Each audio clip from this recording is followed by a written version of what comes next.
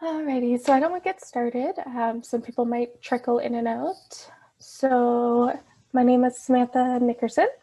I'm a licensed counseling therapist candidate, which basically means I just have to work a certain amount of hours to have my fully licensed. But I have been doing this for a few years now, and I work with Breelove Counselling and in partnership with CMHA. So we're able to provide this live Q&A with a therapist. So as the event kind of mentioned, it is English, but can certainly direct questions in French. I can use Google Translate. So worst case scenario, my French isn't that great.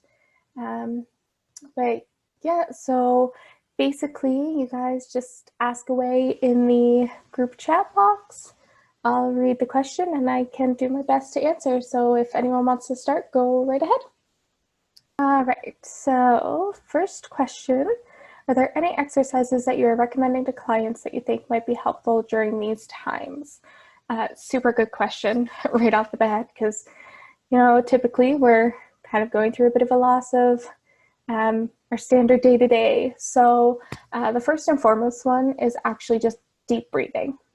So sometimes with all the media hype, and I'm guilty of this myself, seeing all the updates, the latest cases, things like that, I tend to not be able to control my own breathing. So typically what I recommend, and I recommend this to all my clients within the first session, is to do this simple deep breathing exercise, which is you inhale for 4 seconds through your nose, you hold it for 4 seconds, and then you try to exhale for 6 seconds through your mouth. So I'll do it right now on the video, just so you guys kind of get an idea. So it's, when we inhale, it's going to be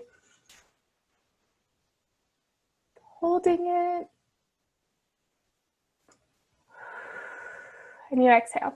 So obviously you're going to have to do that a couple of times to try to kind of bring yourself to now. And that's basically just so that you're teaching your body how to breathe again. So you can take a moment to come back to kind of reality, back to the moment, and calm yourself down.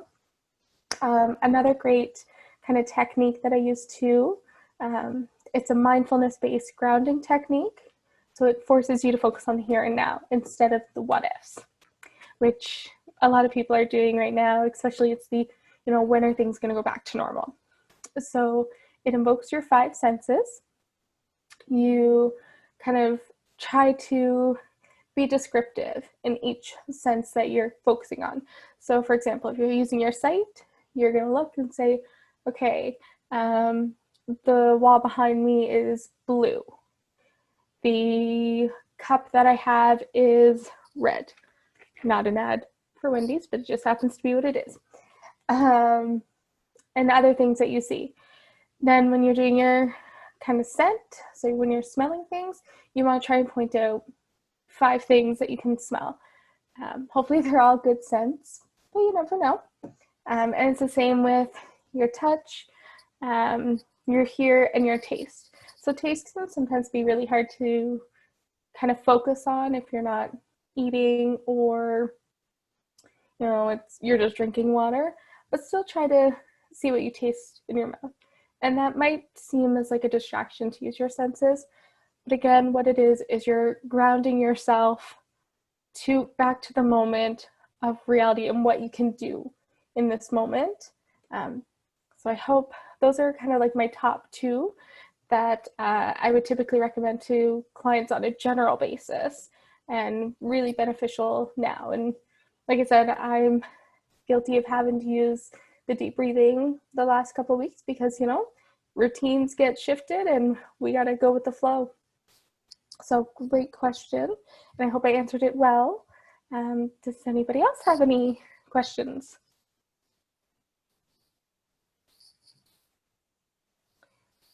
So maybe another question that might be on people's mind is how to kind of make your routine as normal as possible with everything going on. So perhaps you're either working from home now or not working at all.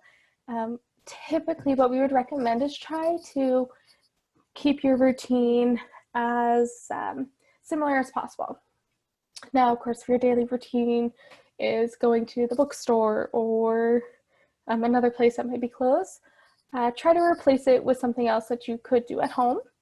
I also recommend that, spend a day in the pajamas, yes. Maybe the next day you throw on some regular clothes, or if you're kind of having a night to relax, get all dolled up, even if you're not going anywhere, just to do those little kind of self-compassion tips. And of course, what might be on a lot of people's mind is just the idea of, oh, I'm sitting here, I'm not doing anything, this kind of sucks. It's normal. Sorry, I just gotta adjust here. So it's gonna be a normal way of life for the time being. You just kind of have to accept that occasionally, yeah, you're gonna have a day hanging out on the couch. If you're fortunate enough to have a backyard or a place that you can at least walk around in the neighborhood to get some fresh air, I would strongly encourage that as well. Fresh air is certainly great for mental health. Now, of course, we also have the unfortunateness to live in the Atlantic weather, so it's cold and wet most of the time right now. But just try and keep your routine as daily as possible while still allowing yourself to have those woe is me days. Those are always good to have, and a lot of therapists that I know, and myself included, kind of recommend it. If you need a day to just wallow and stay in bed or stay on the couch and just complain about what's going on, all the power to you.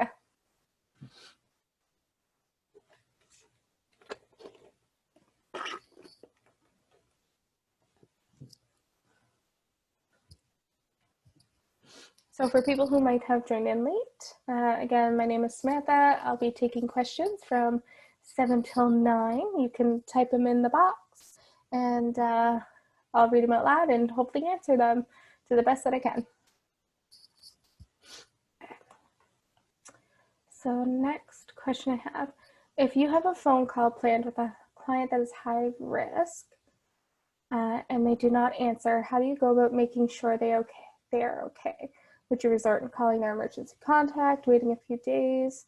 Is there a protocol that you follow for these types of issues? All right, so when I have a phone call planned with a high-risk client, it's kind of hard to evaluate.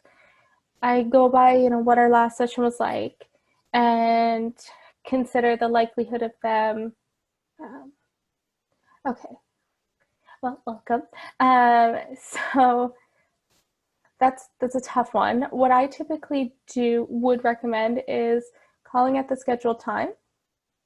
If you're able to leave a voicemail and for a number for them to contact you back, certainly I would do that. But if you have a strong suspicion that something could have happened, it certainly doesn't hurt to contact their emergency contact. It's a judgment call overall. So if you think there is strong evidence to be concerned about that individual, then I would certainly call either their emergency contact. In terms of protocol for this, I usually consult with my other colleagues as well if they've been in similar situations. But it's also understanding that we can only do so much in the healthcare field, that certainly we could follow up with the client, call the next day to say, hey, what's going on, if you can get a hold of them. I tried calling their emergency contact, but then kind of after that, it would definitely, if you have the opportunity to consult your colleagues about it, if they are more aware of the case, I would recommend doing that. Does that kind of answer, even though I was flip-flopping a bit?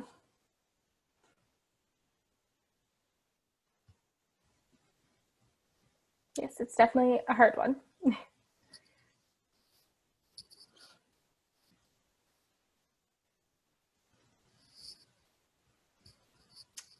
Yeah, starting any new telephone sessions with clients, it's hard to judge because you can't see their facial expressions.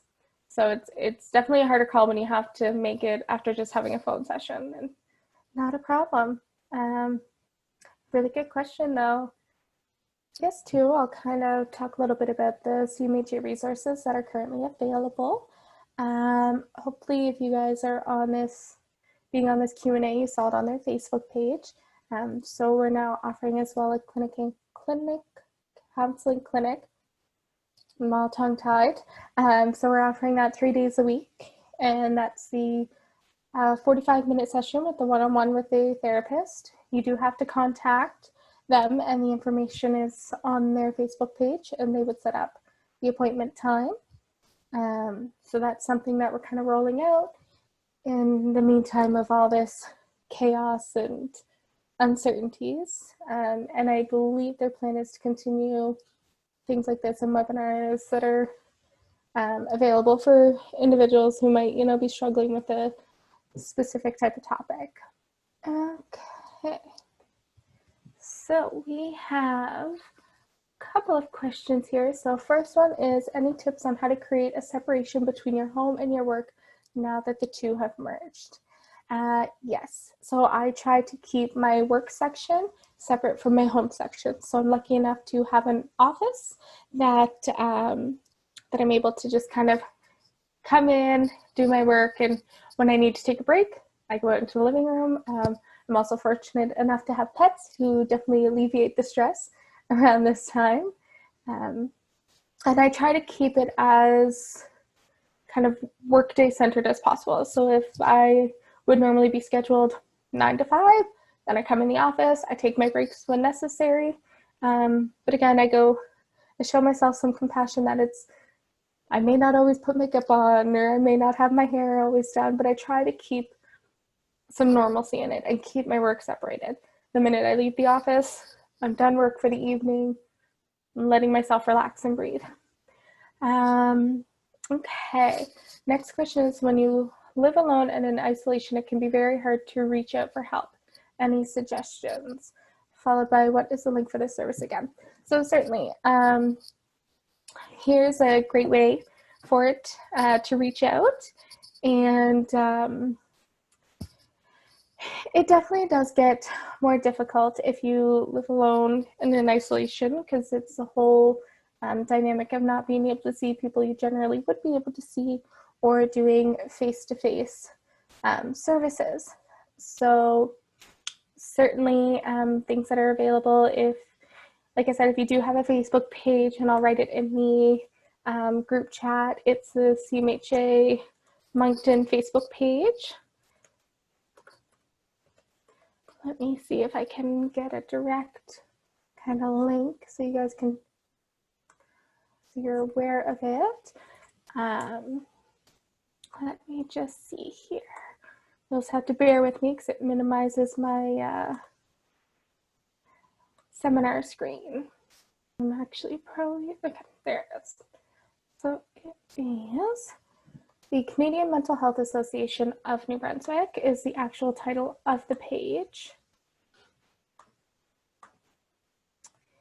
to which I can also type out the information regarding the counseling clinic that's available. So it is the Canadian Mental Health Association of New Brunswick Facebook page. So they are the ones who will be doing the clinic, and that'll be happening 3 days a week. As far as I'm aware, they've kind of started advertising for it. And there is actually an email that you can use to reach out. It is now for the public. It launched for the public yesterday. So it's now advertised on their Facebook page, and it's specifically for New Brunswick residents right now, just because with online counseling, you can only counsel in the area that you're licensed to. So it is limited slots for this, so that's why they do ask you to contact for more information. And to get just kind of a little bit back to things that you could do if you kind of have to self-isolate yourself. If you still have, those contacts, phone a friend, each day, reach out to someone you don't normally get a chance to talk to a lot. If you have the option of being able to do FaceTime or some type of video messaging, I would certainly encourage that as well. And excuse me, it's okay to feel the way you're feeling. You may be feeling alone and kind of sad, but that's okay. Help is out there. We now have that clinic running, and the various different groups that the CMHA is kind of offering as best they can on the Facebook page. I know I've been kind of trying to watch update in case there's something that I, would like to kind of go on with myself and get that bit of information. So we talked a little bit about a couple of coping mechanisms, so the deep breathing and the 5 senses. Another one that I'm a big fan of telling my clients, unless you suffer from chronic pain and certain tension building can actually be hurtful for you, then I would avoid this one. But it's called progressive muscle relaxation technique. So what you're doing with this style is building up, like recognizing when you're building that tension. So a lot of times when we're stressed, anxious, angry, and we feel that tension up, we feel our shoulders rising, we feel our jaw and teeth clenched together. You may make fists and not even realize it. So the way you kind of do this technique is you start with your toes and you curl your toes and you kind of hold it for 5 seconds and then you release so you feel that tension. So already you're starting to send those signals to your brain that this is what the tension feels like in that part of the body. I know how to relax it, or I know when to relax it. This is something you would actually try to practice every day in like a comfortable area in your home. That way, again, you can start to recognize when your body tenses, so you immediately try to relax your body. It's not something that's going to work overnight. Definitely does take a few dozen tries to do, but you start with your toes, then you do your feet, stretch your calf muscles, your knees, make your hands into fists, kind of flex your biceps, feel that clench here, feel your shoulders up to your ears, so you recognize how each part of your body tenses up. So that's another good coping mechanism that might be beneficial given this time. It can certainly be stressful if you are kind of waiting in line at a grocery store or anything like that. So, well, let me ask you guys a question. Feel free to write your response in the group chat. How do you feel you guys are coping with kind of things turning upside down? Is there any techniques you're looking for, or is there things that you find helpful that other people might find helpful? Yeah, definitely could see that. The biggest thing, separating the home life from the work life and putting clothes on rather than working in pajamas. It's very easy to get comfortable in PJs to be, sorry, my screen is shaking, than to be in work clothes. And I'll admit that was an adjustment on my hat. It's very easy to do telephone sessions and still be in sweatpants and baggy clothes. And it can be certainly hard to separate the home life and work life. Yes, that is a very, very good coping technique. So getting up and dressed every day and getting out for a walk, very important. Certainly, things linked to exercise and things like that are raises oxytocins and things. So being able to get that fresh air has probably been a huge help. I know for myself this past weekend when it was actually nice and sunny, I made sure I was out in the sun, dragged myself off the couch, and got to enjoy the fresh air. And again, too, making sure you get dressed. It's okay to have those days where yeah, I am going to sit in my pajamas all day, and then days that, you know, allow yourself to look half human, as I like to joke, at least with myself. Yes, that would be a big thing, is if you do have a work phone that you have to bring home and kind of use, turning it off once the work is done is important. You got to allow yourself like to separate that home and work life, where like, yes, you want to make sure clients are reaching you because they're stressed out, and you want to make sure you're there for them, but you can't help them if you don't help yourself. So setting those boundaries when you're at home, and that can be kind of difficult to do as well.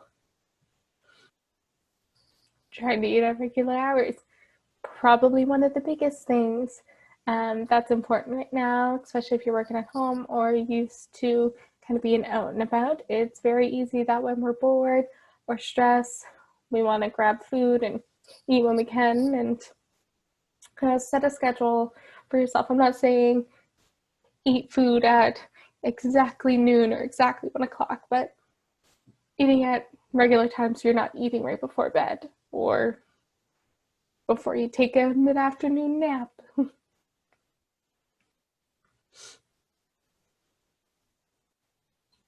These are all very good things um, to kind of implement in what you're doing day to day. And hopefully, you know, some people might not have thought of things like that. So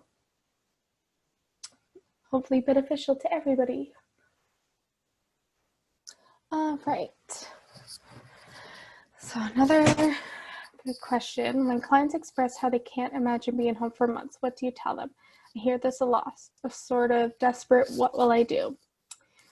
So that's a good one, because the possibility is there that this could go on for months, and we kind of have to work with what we've got.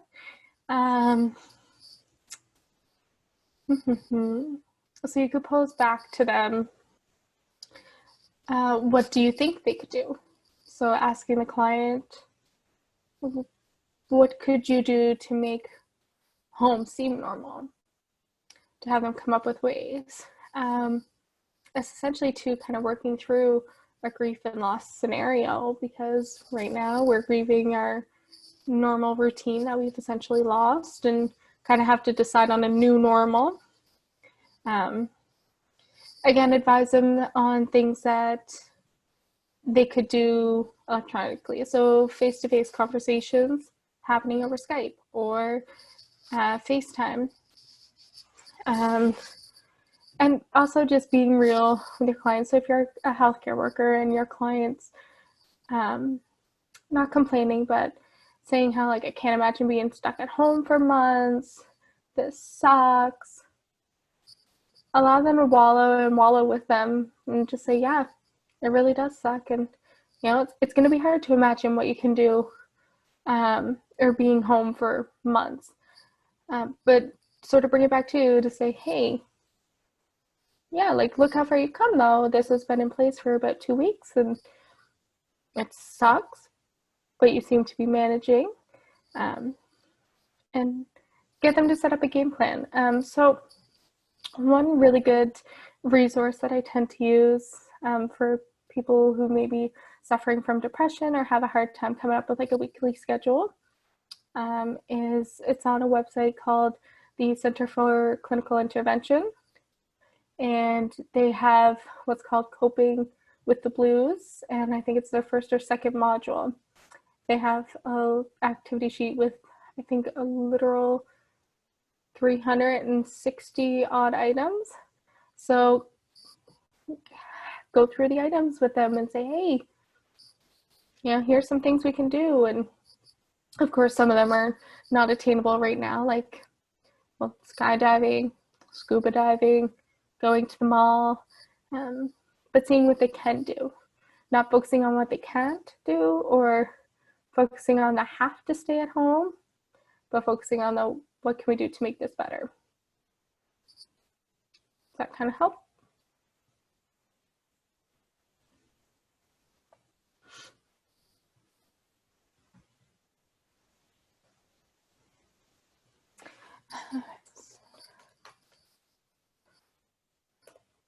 Center for Clinical Intervention. And they're actually based out of Australia. So they have a lot of good both self-help and ones recommended by clinicians or to use with clinicians that'll kind of help put through. Another good kind of resource I use as well as Therapist Aid. So there's some really good handouts and tricks of the trade that your average Joe could even use. But depending on like the worksheet, we do recommend it's not a replacement for face-to-face therapy. It just kind of brings more awareness to a topic and provides you with more information. But it's always helpful if you are working through difficult situations like this, or using the Center for Clinical Intervention or Therapist Aid, that you consult with a therapist, just in case anything unresolved comes up. You never know. I would definitely share some of the concerns that came up on Tuesday. However, I wasn't the therapist that was working there. But I do know that a lot of the questions kind of revolved around kind of what coping mechanisms to use, self-help books, which fortunately that area is not my expertise, resources that are available. So there's the counseling clinic, as well as other therapists that might still be open for online, face-to-face, or telephone sessions. So there are certainly a number of us in the area. Specifically, like I work with Breelove Counselling. So, they have a website available to look at referring. Let me see if I can get the therapist there that kind of brought up some concerns so I can share them with you guys. Certainly I can do that. So I was just asked if I could share my email if any questions come up. So this is kind of the email, my work email, so I don't respond at all hours, 9 times out of 10, but I'm sure we're all guilty of that. So if questions kind of do come up, certainly feel free to respond. I know too, some of you might be wondering kind of, what do we do in kind of this case?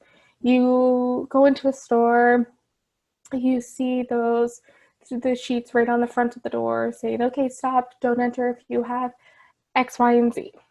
So for example, it might be coughing or runny nose, fever. Can be very overwhelming when you see things like that. So a great thing to do again would be the deep breathing and think kind of logically, like, okay, yes, I have a cough. However, do I know that cough is coming from allergies or me coming from a place where the air is dry? And I can think of it that way. As well as people in stores say, social distancing to keep yourself safe. Washing your hands is a lot better than using hand sanitizer. And these are just tips. I also work in a drugstore, so I can provide you guys with kind of those little bits. So things like that. So staying on top of like what the Health Canada recommendations are. So the social distancing, washing your hands. If you are experiencing symptoms, you stay at home. Lots of places probably offer delivery now. And I'm just hearing back too from the other therapist that was working Tuesday. So people expressed kind of anxiety about leaving the house. So again, that's I'm leaving the house. Oh, perfect. Thank you, Kevin. Which is great. This one will probably also be available. So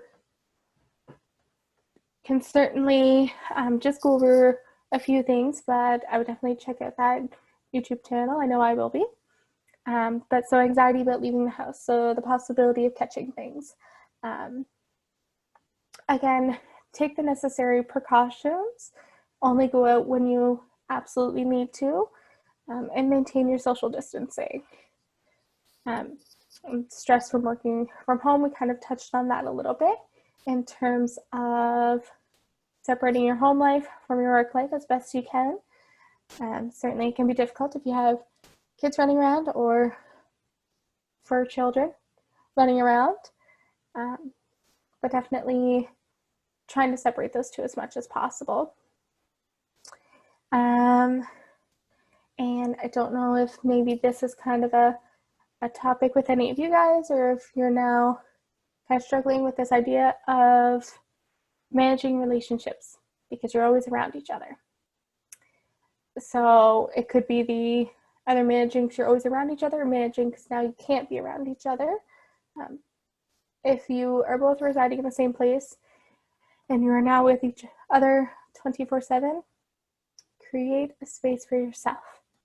It is okay to be at opposite ends of the house for certain periods of time. I've typically recommended to individuals, if both your significant other and you are now working from home, create your own separate spaces, just as if you were in a regular work day. You're in one area, I'm in another, to kind of even out that balance. And from a personal perspective, I live at home with my sister, so she's working from home. She has her own space. I have mine. Because sometimes you just don't need to be around someone 24/7. So it's good to kind of make those separations. So I hope that kind of answers maybe some questions you guys might not have thought about. Yes, so the self-compassion webinar that was brought on by both CMHA and Breelove Counselling was done by my colleague Kayla, which focuses on self-compassion. And actually this one I am very familiar with, as I kind of helped design that presentation. So it definitely focuses on allowing yourself to be compassionate about yourself. We show compassion to other people. So we tend to sympathize with other people and then think to ourselves and be kind of critical of ourselves. And in situations like this, we need to emphasize and practice self-compassion, and to have those days that, yeah, okay, it sucks, but to not criticize ourselves for staying around, or criticize ourselves for not doing the work that we're doing. Of course, she would likely have put it a little more eloquently than I have. So that will also be available on the YouTube channel. And that is offered in both French and English as well.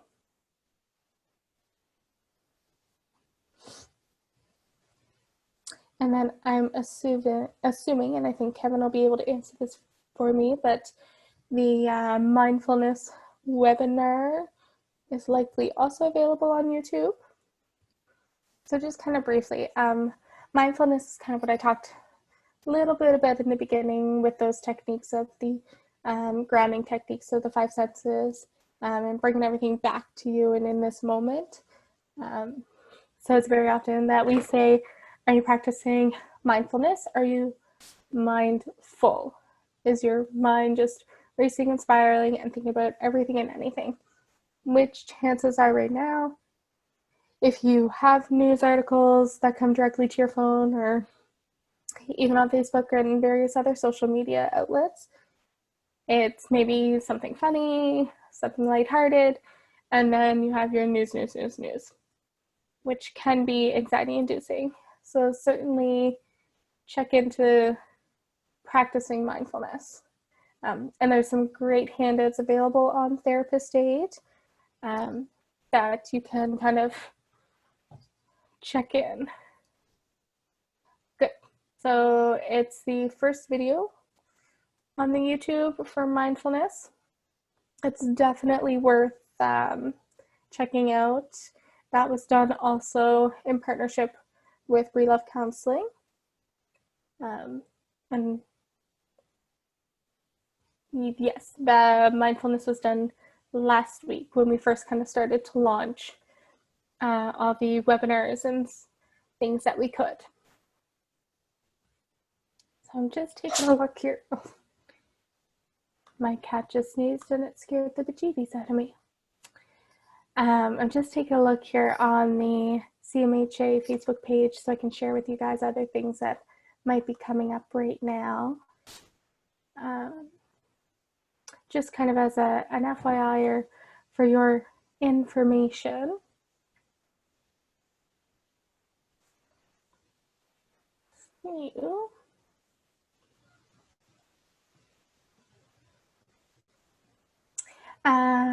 A community partner is offering a Facebook Live broadcast tomorrow, April 3rd at 10:15 a.m. Atlantic time for parents or school kids who might be interested in watching. So this is through Breelove Counselling and Consulting. So that is another therapist that works from home who has been kind of doing daily check-ins and showing what life is like even for us therapists having to work from home. So I'll type out that individual. So we've got that resource available for you guys. And her name is Carrie. All right, so for anyone who might be joining in at the halfway mark, again, my name is Samantha. I am a licensed counseling therapist candidate, so an LCTC with Breelove Counselling. And I'm here until 9 o'clock to take your questions, concerns, or anything that I can do to kind of help and provide some support and comfort and coping mechanisms without trying to say one too many times.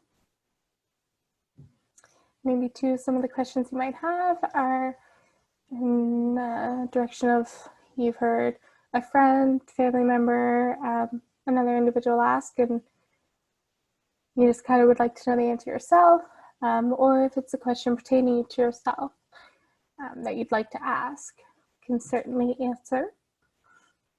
Just keeping in mind this video is being recorded and will be likely shared on the live Q&A. But no names will be shown as far as I'm aware other than myself, and I'm the only one who can be heard anyways, so feel free to ask those questions in the question box. So question coming in, can I visit my mom if we stay outside? I certainly can't see why not.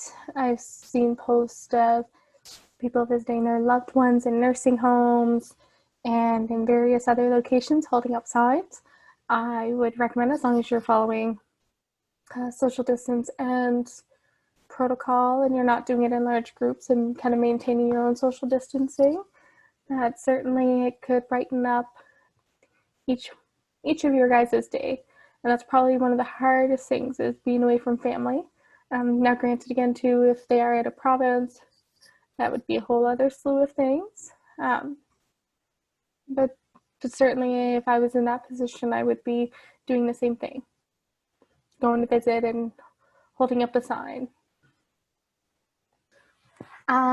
So the topic of tonight was just a live Q&A session with a therapist. So I'm a licensed counseling therapist candidate, and I'm here to answer any questions about coping strategies or general questions or concerns. I've just kind of been sharing the available resources out there. So some therapists are still doing video counseling or telephone counseling.